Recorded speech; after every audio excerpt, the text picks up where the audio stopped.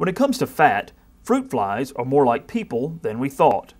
That likeness is helping Assistant Professor Dr. Laura Reed shed light on our struggles with weight. Fruit flies are actually a pretty good model for humans because they share a lot of the same physiology. In the vial here, you can see all of the life stages of the fruit fly.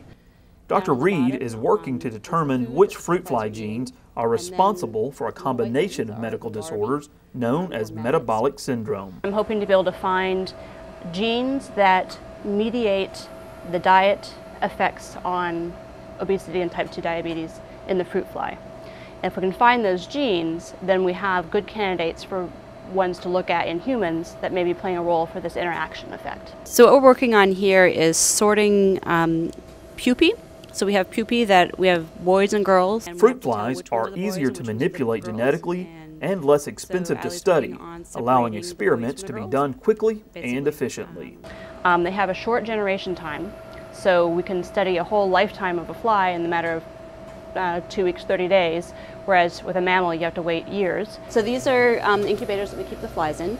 Inside Reed's lab, fruit flies live in large incubators. On the inside, we have many, many different lines of flies. So the flies are fed 4 different types of diets: balanced, calorie restricted, high sugar, the only thing we want to and have high fat.